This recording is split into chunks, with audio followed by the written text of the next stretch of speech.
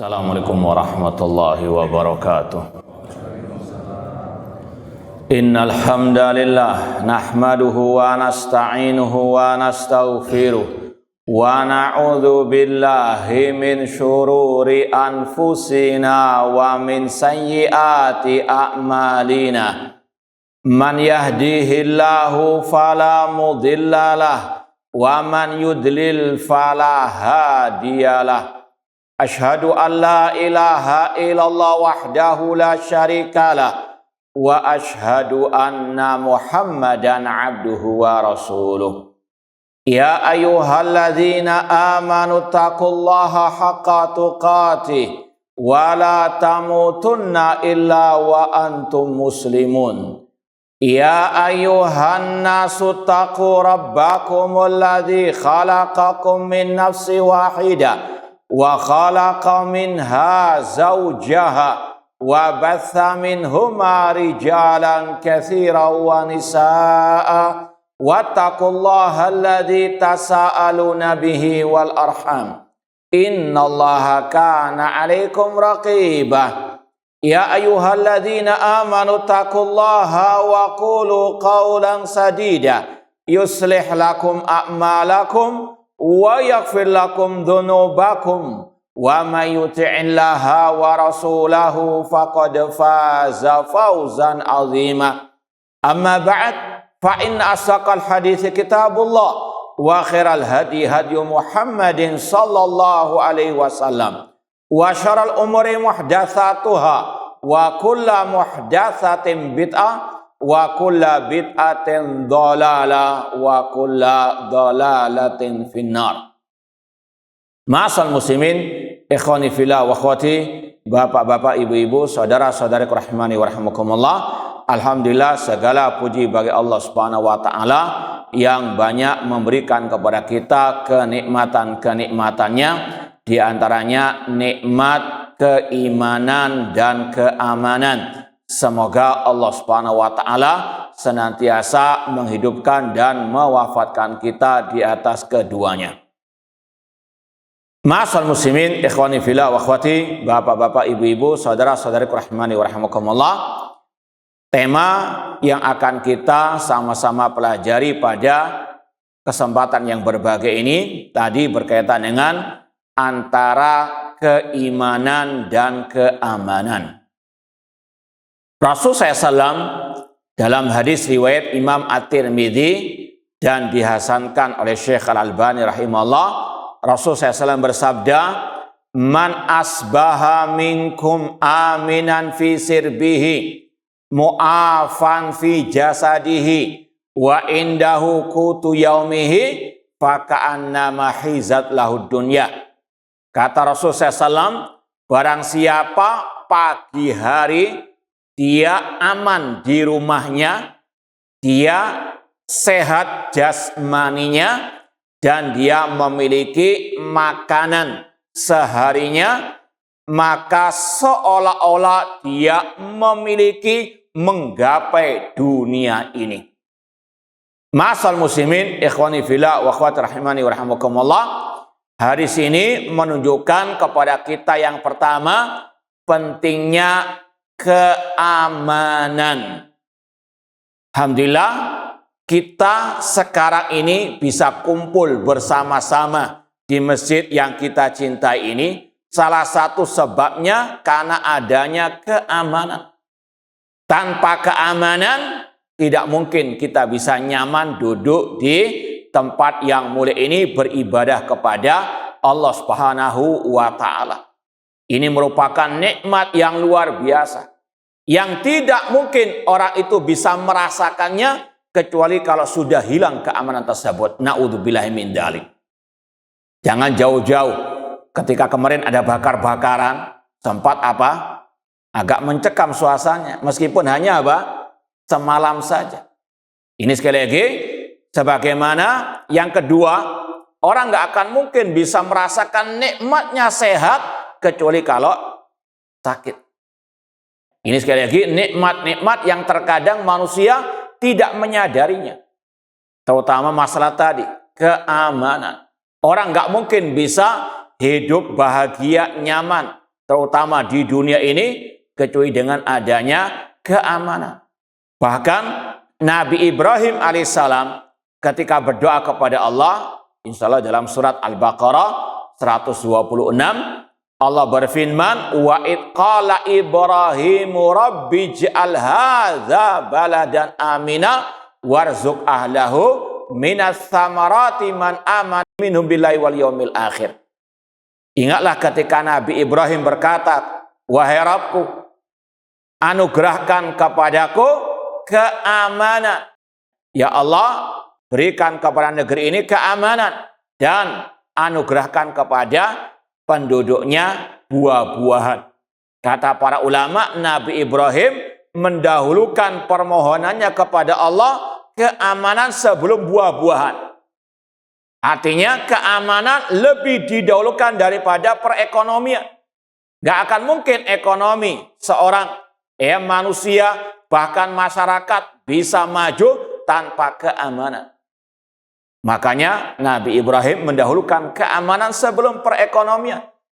Sekali lagi ini menunjukkan pentingnya al-aman, keamanan.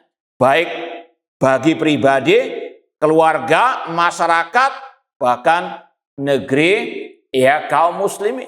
Ini sekali lagi menunjukkan pentingnya keamanan. Orang tidak merasa aman, ini banyak dampak negatifnya. Gak mungkin dia bisa meraih urusan dunia, bahkan urusan akhiratnya. Kemudian tadi Rasul mengatakan, dan dia memiliki jiwa atau raga yang sehat. Maka ini luar biasa kenikmatan yang Allah berikan kepada hamba-hambanya. Semoga yang sakit segera disembuhkan oleh Allah Subhanahu wa taala. Kemudian kata Rasul, dia memiliki makanan sehari-harinya. Meskipun tidak harus yang mewah, ala kadarnya pun, kalau sudah seorang itu mendapati 3 hal ini, keamanan, kesehatan, dan makanan yang bisa dia makan seharinya, ini kata Rasul, dia seolah-olah mendapatkan dunia ini semuanya. Gak perlu harus punya Lamborghini, Ferrari, rumah yang mewah. 3 hal ini dia gapai, ini nikmat yang luar biasa. Maka seorang muslim-muslimah wajib menjiwai akan hal ini. Baik, kemudian ma'asal muslimin, Al-Quran dan Sunnah Rasulullah SAW telah banyak menjelaskan kepada kita bagaimana cara mensyukuri, cara menggapai keamanan bukan hanya di dunia, bahkan di akhirat. Yang pertama, dan ini yang paling utama, kita nggak akan mungkin mendapatkan keamanan kecuali dengan keimanan. Dan ini kata para ulama, dari segi bahasa saja ada keterkaitan yang sangat erat, baik dalam bahasa Indonesia ataupun bahasa Arab. Kalau dalam bahasa Arab ada kata al-amnu, itu asalnya al-iman. Amina ya'manu, amana yu'minu. Itu satu sumber katanya. Dalam bahasa kita, keamanan dan keimanan. Keimanan dan keamanan. Bedanya cuma A dan I. Keimanan dan keamanan. Ini dari segi bahasa, keterkaitannya sangat erat. Apalagi dalam segi fakta di lapangan. Yang intinya kata para ulama, keimanan adalah sumber keamanan. Dan keamanan merupakan buah dari keimanan. Apa dalilnya? Apa dasarnya? Yang pertama firman Allah dalam surat Al-An'am ayat 82, alladzina amanu walam yalbisu imanahum bidzulmin ulaika lahumul amnu wa hum muhtadun. Orang-orang yang beriman dan yang tidak mencampur adukkan iman mereka dengan kezaliman, bagi mereka keamanan dan mereka mendapatkan petunjuk. Ketika ayat ini turun kepada para sahabat Rasulullah SAW, syaqqa al ashabi Rasulullah SAW, mereka merasa berat sekali. Karena apa? Redaksinya orang yang beriman dan tidak mencampur adukkan iman mereka dengan kezaliman. Mereka mengatakan, ya Rasulullah, ayyuna lam yadlim. Ya Rasulullah, siapa di antara kita yang tidak berbuat zalim? Rasul pun menenangkan mereka dengan mengatakan makna kezaliman itu seperti yang diucapkan oleh Luqman kepada putranya, inna syirka la dzulmun azim. Sesungguhnya kesyirikan adalah kezaliman yang paling besar. Maka makna ayat tadi, surat Al-An'am tadi, orang-orang yang beriman dan tidak mencampur adukan iman mereka dengan kesyirikan, penyembahan kepada selain Allah, maka bagi mereka keamanan. Ini janji Allah Subhanahu wa taala. Allah akan memberikan keamanan kepada hambanya, namun syaratnya yang pertama harus murni imannya, tauhidnya kepada Allah. Tidak berbuat syirik kepada Allah. Tidak beribadah kepada Allah, namun dicampuri dengan ibadah kepada selain Allah. Kadang berdoa kepada Allah, ya Allah berikan aku rezeki, ya Allah berikan aku kesembuhan. Namun dalam kesempatan yang lain berdoa kepada selain Allah, ya Nabi Allah tolonglah aku. Syirik kepada Allah. Berdoa hanya kepada Allah, ya kana budu wa ya kana stain. Bukan minta kepada Nabi Muhammad, atau bukan minta kepada wali yang telah mati. Wahai Syekh Abdul Qadir Jailani, beri aku syafaatmu pada hari kiamat. Syirik kepada Allah. Syafaat semuanya milik Allah. Qul lillahi syafa'atu jami'an. Ini yang diharamkan keamanan di dunia maupun di akhirat. Keamanan sekali lagi akan Allah berikan bagi orang-orang yang beriman dan yang kata Allah tidak mencampur adukkan iman mereka dengan kesyirikan. Makanya kalau kita baca ayat tentang wali Allah dalam surat Yunus, kalau tidak salah ayat 62 sampai 63, ala inna awliya Allah la khafun alaihim walahum yahzanun. Ketahuilah sesungguhnya wali-wali Allah itu mereka tidak ada rasa takut, yaitu takut kepada makhluk, kepada selain Allah, dan mereka pun tidak bersedih hati. Siapa wali Allah itu? Allah katakan alladzina amanu wa kanu yattaqun, yaitu orang-orang yang beriman. Yaitu tadi yang imannya murni, tidak tercampuri dengan kesyirikan. Dan mereka bertakwa kepada Allah. Ini definisi wali Allah sesuai dengan yang dikatakan oleh Allah sendiri. Wali Allah itu cirinya beriman, bertauhid, tidak berbuat syirik kepada Allah, tidak mengkeramatkan kuburan, tidak mengkeramatkan pepohonan, dan mereka bertakwa. Apa artinya takwa? Melaksanakan perintah Allah, meninggalkan larangan Allah. Bukan wali Allah itu yang ODGJ. Apa ODGJ? Ya kan ada sekarang ini model, oh ini wali Allah, wali majdub, yang apa? Nggak berakal. Bagaimana wali Allah ke ODGJ? Mau antum jadi wali Allah tapi ODGJ? Ya, ciri wali Allah bertakwa. Bertakwa itu melaksanakan perintah Allah. Di antara perintah Allah salat. ODGJ bisa nggak salat? Hah? Nah, ini sekali lagi yang tidak sesuai dengan firman Allah. Ya, bagaimana dikatakan wali Allah namun tidak melaksanakan perintah Allah, tidak salat, tidak puasa, dan seterusnya. Ini tentunya tidak benar sama sekali. Bahkan Rasul dalam Sahih Bukhari, dalam hadis yang berkaitan dengan wali Allah, Rasul SAW bersabda, Allah berfirman, man adali waliyan faqad adantu bil harbi. Barang siapa memusuhi waliku, kata Allah, aku akan mengumumkan perang kepadanya. Kemudian kata Allah, siapa walinya? Wa ma taqarraba ilayya abdi bi syai'in ahabba ilayya mimma iftaratuhu alaih.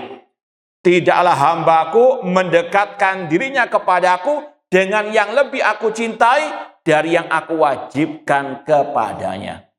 Ini definisi wali Allah sesuai dengan firman Allah dalam hadits qudsi, yaitu yang melaksanakan kewajiban. Bukan ODGJ wali Allah itu. Wali Allah tadi syarat yang pertama beriman, bertauhid, mengesahkan Allah dalam ibadah, tidak berbuat syirik. Dan ini yang juga Allah tegaskan dalam surat yang pendek dalam juz Amma yang kita kenal dengan surat Quraisy. Falyabudu rabba hadzal bait alladzi at'amahum min ju'in. Lanjutkan. Wa amanahum min khauf. Hendaklah mereka beribadah kepada Allah, Rabbnya Ka'bah, yang menganugerahkan kepada mereka makanan dari kelaparan dan yang menganugerahkan kepada mereka keamanan.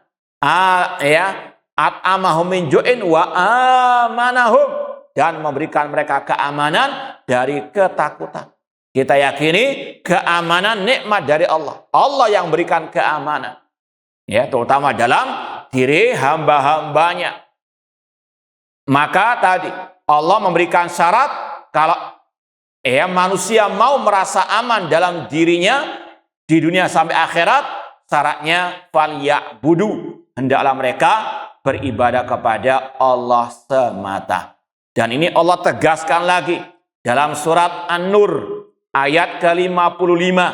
Wa'adallahu alladhina amanu minkum wa amilus salihati la yastakhlifannahum fil ardi kama stakhlafal ladina min qablihim wa la yumakkinanna lahum dinahum alladzi tadalahum wa la yubaddilannahum min ba'di khaufihim amna ya'budunani la yusyrikuna bi syai'a. Allah berjanji kepada orang yang beriman di antara kalian dan yang beramal soleh untuk Allah menjadikan mereka sebagai penguasa di atas muka bumi ini, sebagaimana Allah menjadikan orang-orang sebelum mereka sebagai penguasa, dan Allah kokohkan agama yang Allah ridhoi bagi mereka, dan Allah rubah ketakutan mereka dengan keamanan. Ini 3 janji Allah.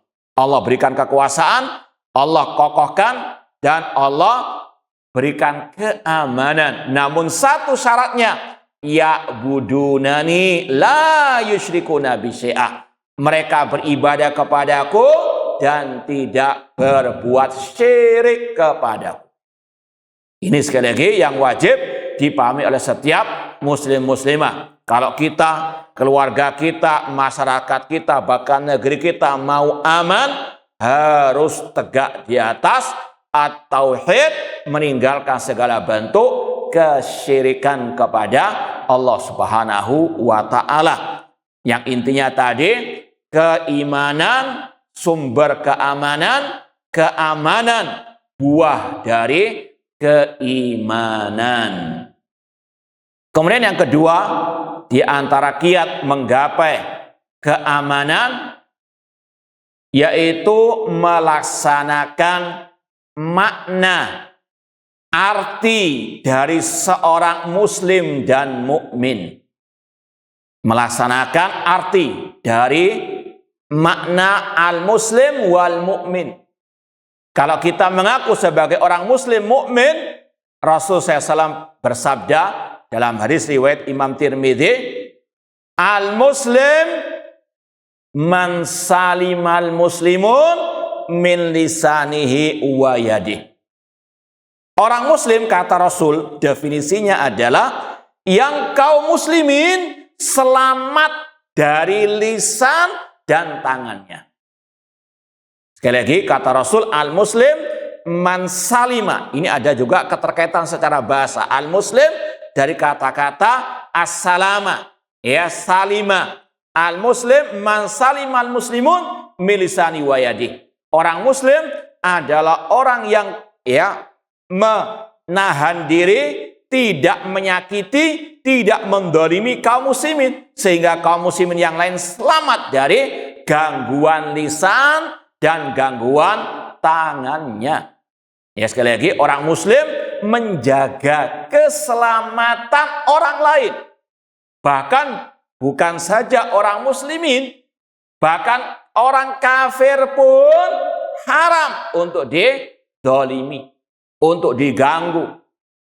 Dalilnya ya firman Allah Subhanahu wa taala, janganlah kebencianmu kepada sekelompok orang menjadikanmu tidak berbuat adil. Berbuat adillah, karena itu lebih dekat kepada ketakwaan.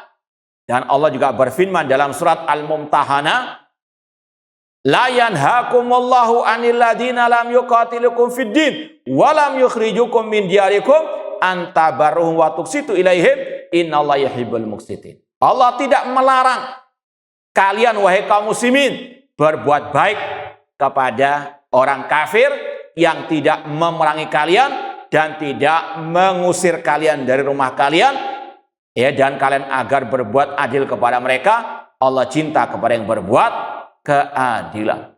Bahkan Rasul SAW mengancam, man qatala mu'ahadan lam yarah raihatal jannah.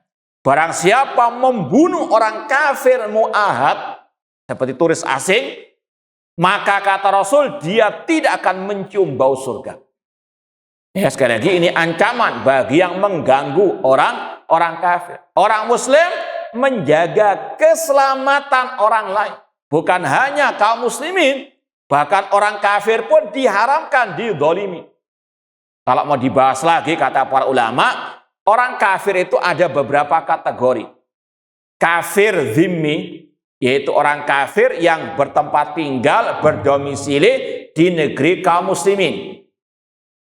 Kemudian orang kafir mu'ahad tadi, turis asing datang ke negeri kaum muslimin, namanya kafir mu'ahad, yang antara negaranya dengan negara kaum muslimin ada perjanjian damai, namanya kafir mu'ahad. Kafir an-musta'man, yaitu orang kafir yang tinggal di negeri kafir, ya, seperti orang Yahudi yang ada di Palestina sana, yang ada peperangan dengan kaum muslimin misalnya.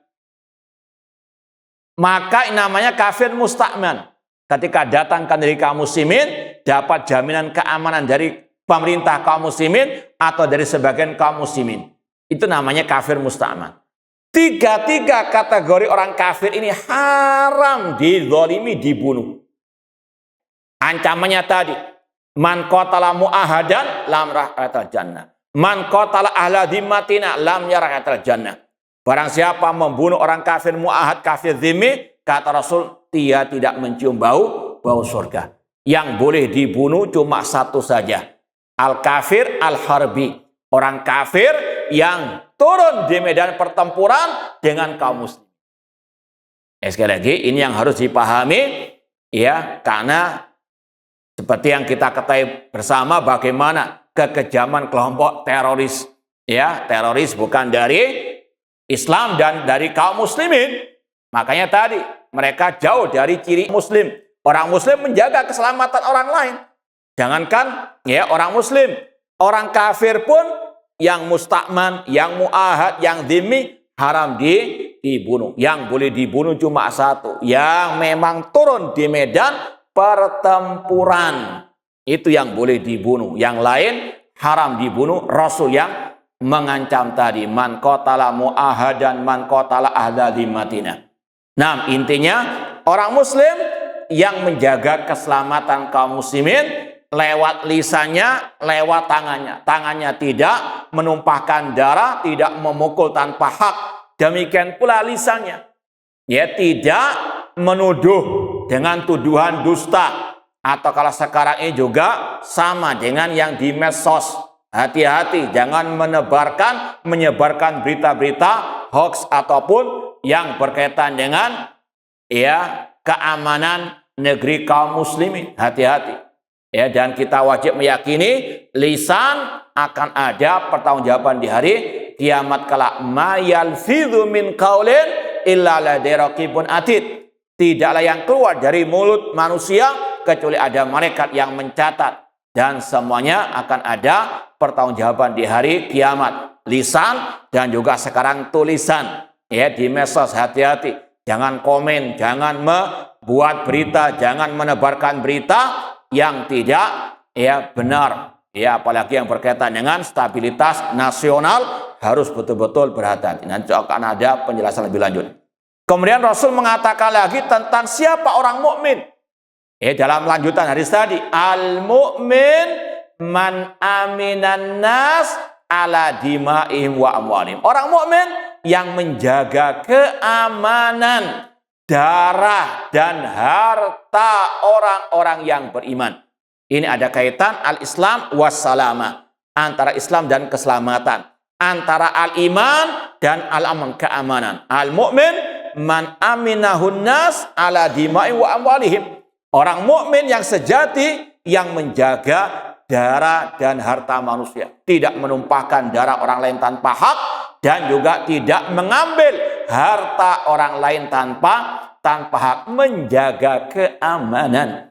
Dari tugas menjaga keamanan bukan hanya aparat keamanan, setiap orang mukmin yang merasa mukmin ada kewajiban menjaga keamanan orang lain, keamanan harta dan juga darahnya. Maka kalau seorang muslim mukminah, muslim muslimah memahami akan makna dari namanya al-muslim dan mukmin, maka insya Allah akan ada keamanan. Jangankan terhadap manusia, terhadap hewan saja dalam Islam betul-betul tidak boleh mengganggunya. Sampai kata Rasul, udzibat imra'atun fi hirratin sajanat hatamatat. Ada seorang perempuan diazab di neraka karena dia mengurung seekor kucing, tidak dia beri makan, tidak dia beri minum sampai mati. Ancamannya neraka. Menyiksa binatang saja ancamannya neraka, apalagi menyiksa, mendolimi manusia. Sebagaimana kata Rasul, ittaqid dzulma fa inna dzulma dzulumatun yaumal qiyamah. Hati-hati dengan kezaliman, karena kezaliman kegelapan pada hari kiamat. Kita ingat juga hadis orang yang bangkrut pada hari kiamat. Kata Rasul, atadruna mal muflis fikum? Apakah kalian tahu orang yang bangkrut pada hari kiamat? Sebagai sahabat menjawab, al-muflis malla dirham wala dinar. Orang muflis yang tidak punya harta dirham maupun dinar. Kata Rasul, al-muflis min ummati man ya'ti yaumal qiyamah bi sholatin wa shaumin wa shadaqah. Orang yang bangkrut dari umatku pada hari kiamat yang dia membawa pahala sholat, rajin puasa, membawa pahala sedekah, wa qasyatama hadza, namun lisannya mencaci maki orang lain tanpa hak, wa qadhafa hadza, menuduh orang lain dengan tuduhan dusta. Kemudian wa akhadha mala hadza, mengambil harta orang lain tanpa hak. Wa daraba hadza, memukul orang lain tanpa hak. Wa safaka dama hadza, menumpahkan darah orang tanpa hak. Fatukhad min hasanatihim, maka diambil kebaikan orang yang berbuat zalim tersebut, fayu'tali hada wa hada. Lalu kebaikan itu akan diberikan kepada yang dizalimi. Wa in faniyat wa lam tuqda alaih, kalau sudah habis kebaikan orang yang berbuat zalim sebelum selesai tanggung jawabnya, maka fatukhad min sayyi'atihim, diambil kejelekan orang yang dizalimi diberikan kepada yang berbuat zalim, faturiha finnar, lalu dia pun dimasukkan ke dalam api neraka. Ini ancaman orang yang berbuat zalim, merampas harta orang lain, merampas kehormatan orang lain, atau bahkan menumpahkan darah orang lain. Tadi kata Rasul, orang mukmin yang menjaga keamanan harta dan darah orang-orang yang beriman. Apalagi juga seperti sekarang kan marak mengambil tanah orang lain, merampas tanah orang lain, terjadi keributan dan sebagainya. Na'udzubillahi min dzalik, padahal ancamannya berat di hari kiamat. Kata Rasul SAW dalam Sahih Muslim, la'anallah man ghayyara manaral ardi. Allah melaknat orang yang merubah tanda batas orang lain. Meskipun hanya sejengkal saja. Tanda batasnya, patoknya dipindah ke tanah orang lain untuk menambah meskipun sedikit. Kata Rasul, laknat Allah baginya. Kalau sudah mendapatkan laknat, nggak akan mungkin bahagia. Hartanya nggak akan mungkin barokah. Bahkan lebih dari itu pada hari kiamat. Kata Rasul dalam Sahih Muslim hadisnya, man akhadha shibran minal ardi tawwakahallah bisabi aradin yaumal qiyamah. Barang siapa mengambil sejengkal tanah orang lain, Allah akan lilitkan 7 lapis bumi kepadanya. Ya, antum bisa bayangkan orang dililit dengan apa? 7 lapis bumi. Ini ancaman bagi yang mengganggu mengambil tanah orang lain tanpa hak. Intinya tadi, orang muslim, orang mukmin tidak mengganggu orang lain, bahkan menjaga keamanan hartanya, kehormatannya, dan juga darahnya. Yang ketiga, di antara kiat menggapai keamanan, terutama bagi negeri kaum muslimin, dengan banyak berdoa kepada Allah. Ud'uni astajib lakum. Allah mengatakan, berdoalah kepadaku, aku akan kabulkan. Dan tadi sudah kita sampaikan kisah Nabi Ibrahim alaihissalam dalam surat Al-Baqarah, insyaallah ayat 126. Wa id qala Ibrahimu rabbi ij'al hadza baladan amina. Coba dilihat, betul enggak ayat 126? Betul ya? Nah, Al-Baqarah 126 Allah mengatakan, ingatlah ketika Nabi Ibrahim berdoa, Rabbi, ya Rabbku, Rabbi ij'al hadza baladan amina. Jadikanlah negeri ini negeri yang aman. Dan Rasul SAW dalam zikir pagi dan petang, ya Allahumma, ya amin rawati, ya Allah mastur aurati wa amin rawati. Ya Allah, tutuplah aib-aibku dan berilah aku keamanan. Wastur aurati wa amin, berilah aku keamanan dari ketakutan. Seorang muslim muslimah, mukmin mukminah selayaknya untuk banyak bertawakal, bergantung, memohon pertolongan kepada Allah dalam segala hal. Di antaranya keamanan. Kalau dia tiap hari minta rezeki, tidak mungkin rezeki bisa dia nikmati kalau tidak ada apa? Keamanan. Dia minta keamanan kepada Allah Subhanahu wa taala. Di antaranya tadi zikir pagi dan petang selayaknya baca Allahumma inni as'aluka al-'afwa wal afiyah fid dunya wal akhirah dan seterusnya. Kemudian kita agak percepat dikit. Yang keempat, di antara kiat menggapai keamanan dengan rujuk kepada para ulama. Namun ulama yang warasatul anbiya, yang pewaris para nabi, yang mereka betul-betul mewarisi akidahnya Nabi, mewarisi tata cara ibadahnya Nabi, mewarisi sunnahnya Nabi Sallallahu Alaihi Wasallam. Sebagaimana kata Rasul, al ulama warasatul anbiya. Para ulama pewaris para nabi. Ini ulama yang kita jadikan rujukan. Bukan provokator, bukan yang menyeru kepada kekacauan dan seterusnya. Dan inilah yang Allah firmankan dalam surat An-Nisa ayat 83, wa idza ja'ahum amrun minal amni awil khaufi adza'u bih walau raddu ila rasul wa ila ulil amri minhum la alimahu la yastambitunahu minhum. Apabila datang kepada manusia perkara tentang keamanan dan ketakutan, mereka yaitu orang munafikin langsung menyebarluaskannya.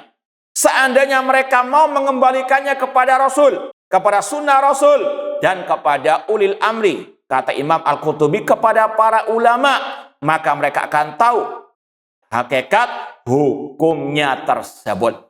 Bertanya kepada para ulama, bagaimana dengan keadaan demikian-demikian. Tidak langsung komentar di medsos dan seterusnya. Namun bertanya kepada sunnah Rasul. Apa kata hadis Rasul? Apa kata para ulama, yang ulama betul-betul warsatu al-anbiya. Fas'alu ala dzikri in kuntum la ta'lam. Bertanyalah kepada ahli dzikir jika kalian tidak mengetahui.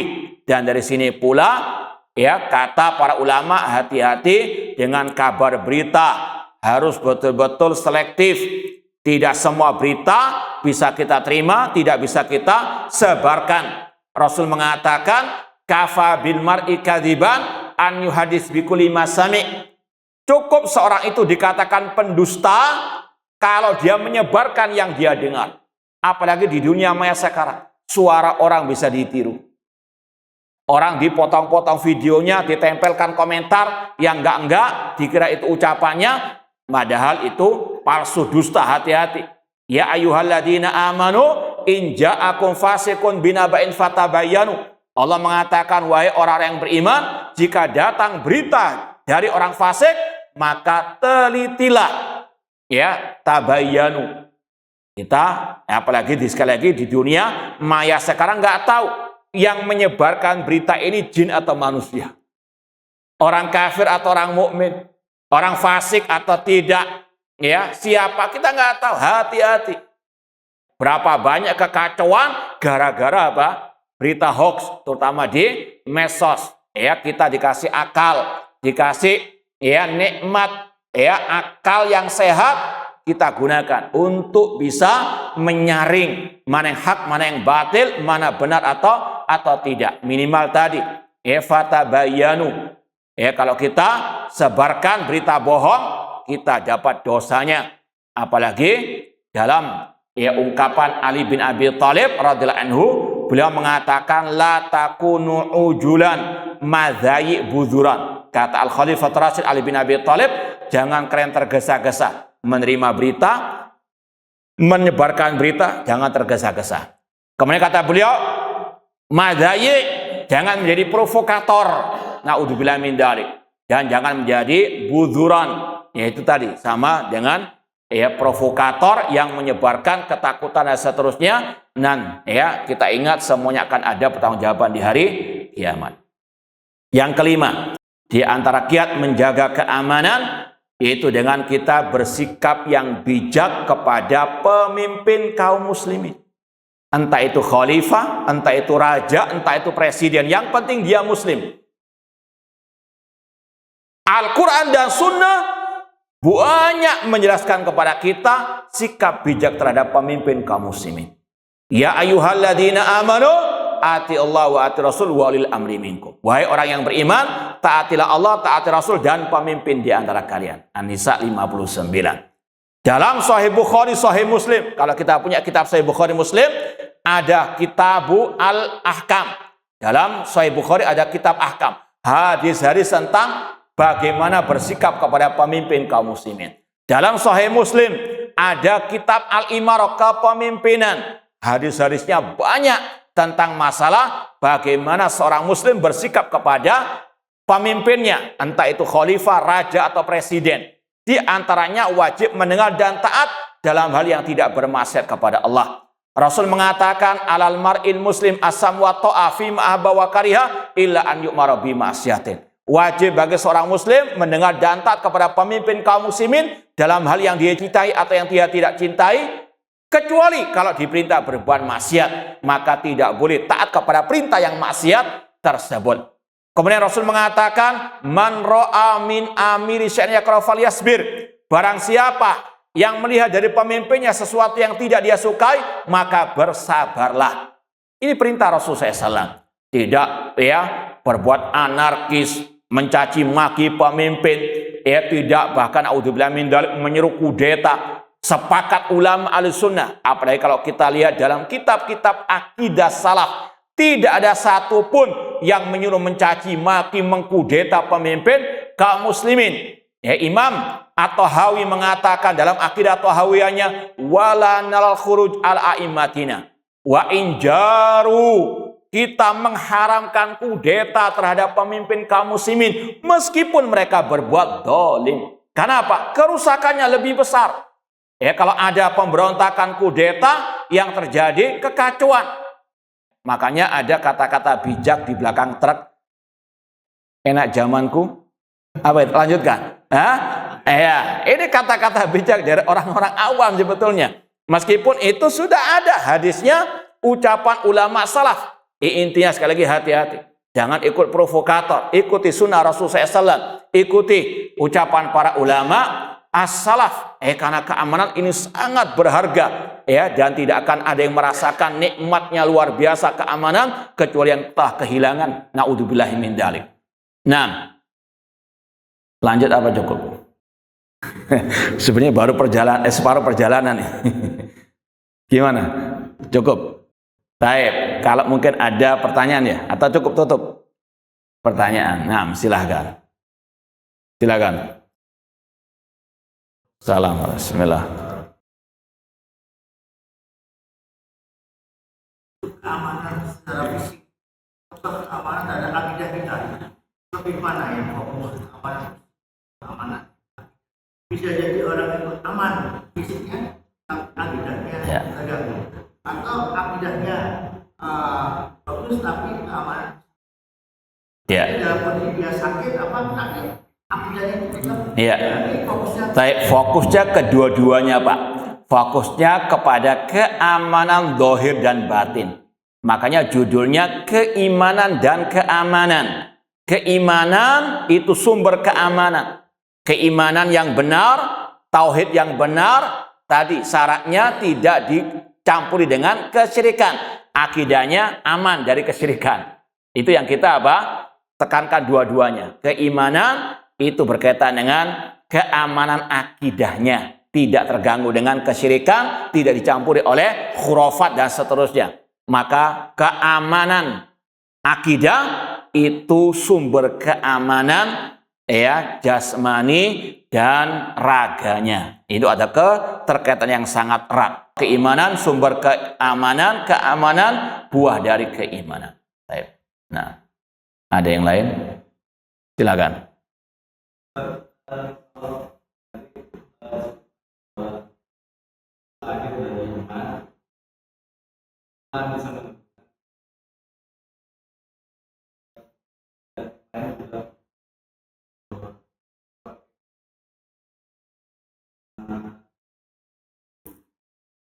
Palestina ya.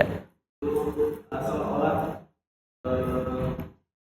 menjadi antitesis gitu bahwa ada atau tidak ada aman juga ada ketika ada.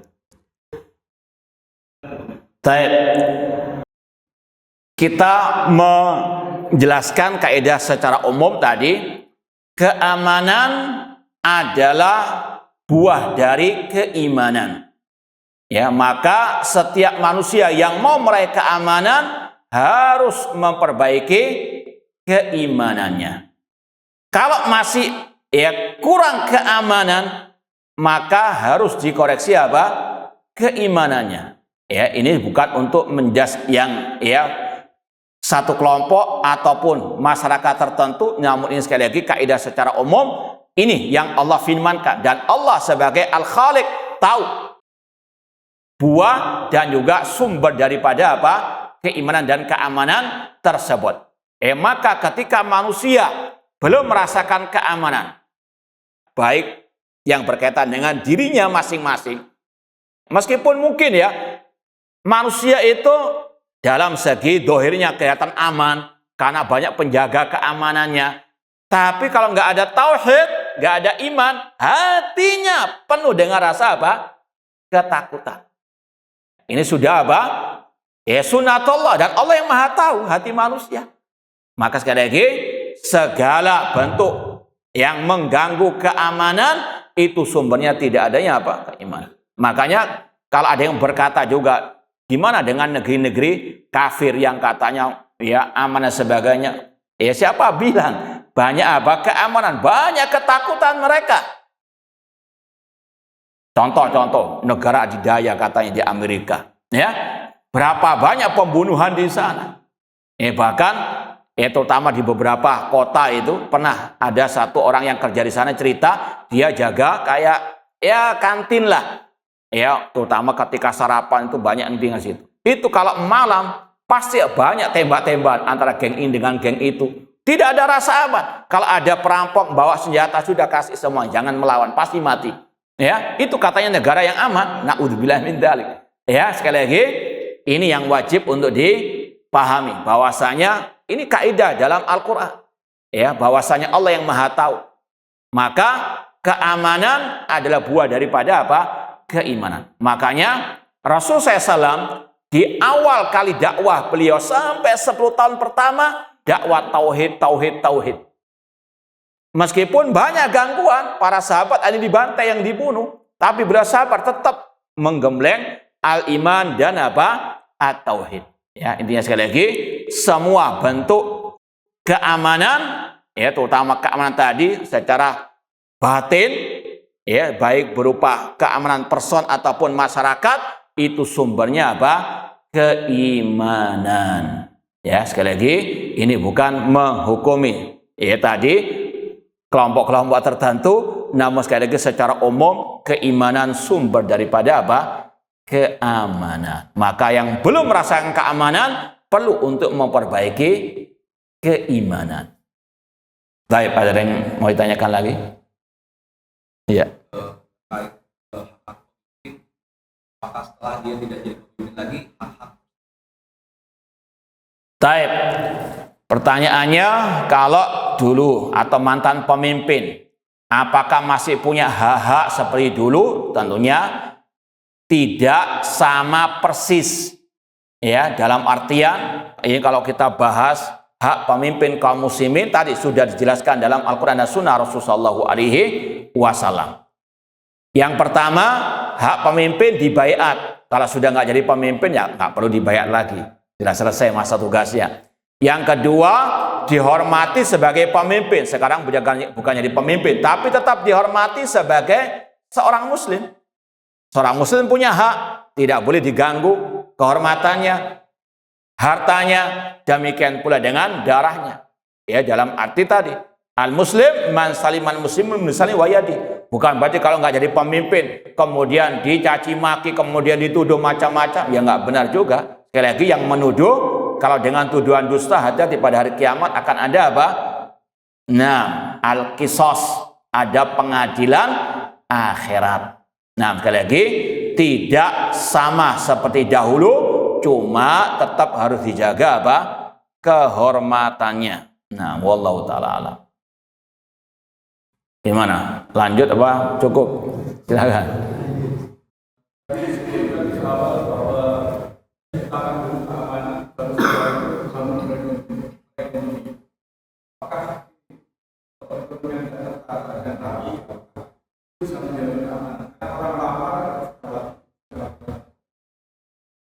Maka sebetulnya dalam statement itu ada jawabannya, bahwasanya memang perekonomian nggak akan mungkin bisa tergapai tanpa apa? Keamanan. Keamanan dulu baru apa? Perekonomian. Ya, ekonomi nggak akan mungkin bisa. Contoh yang kemarin terjadilah, ketika ada bakar-bakaran, apakah orang bisa nyaman bekerja? Lewat jalan itu bisa enggak? Jadi sekali lagi, ini pertama. Ya, sekali lagi, keamanan ini adalah pondasi bagi perekonomian. Kalau ekonominya, ya, istilahnya bisa tertata dengan baik, itu di antara sumbernya adalah apa? Keamanan. Kalau ekonominya kurang baik, salah satu sumbernya keamanan, bukan apa? Tidak tertata dengan baik. Contoh yang paling banyak kita dengar, ketika banyak preman, ya, yang memalaki UMKM, ya, apa yang terjadi? Bangkrut UMKM-nya, ekonomi nggak akan maju. Kenapa? Banyak preman-preman, meskipun menjaga keamanan, padahal mereka ini apa? Yang merusak keamanan. Maka ini sumber yang paling ditekankan. Makanya sekali lagi, dalam ayat hadis itu penuh dengan pelajaran dalam kita apa? Mengarungi bahtera kehidupan, meskipun berkaitan dengan urusan dunia. Makanya tadi para ulama mengatakan, ketika Nabi Ibrahim mendahulukan permohonan keaman Rabbi ja'al hadza balada, kemudian baru meminta tadi buah-buahan, artinya ekonomi, harta, dunia. Ini menunjukkan keamanan lebih utama daripada perekonomian, karena nggak akan mungkin perekonomian maju tanpa keamanan. Ini kaidah Al-Quran, dan sekali lagi, Al-Quran dari Allah yang maha tahu tentang kehidupan manusia sampai akhir zaman, mana yang lebih maslahat, mana yang maslahat kepada bagi manusia. Wallahu ta'ala. Gimana? Tutup? Baik, ini yang mungkin bisa kita sampaikan, kurang lebihnya mohon maaf, dan semoga Allah menganugerahkan kepada kita, keluarga kita, masyarakat kita, negeri kita, keamanan dan keberkahan, dan semoga Allah Subhanahu wa ta'ala menjadikan kita wali-walinya fid dunya wal akhirah.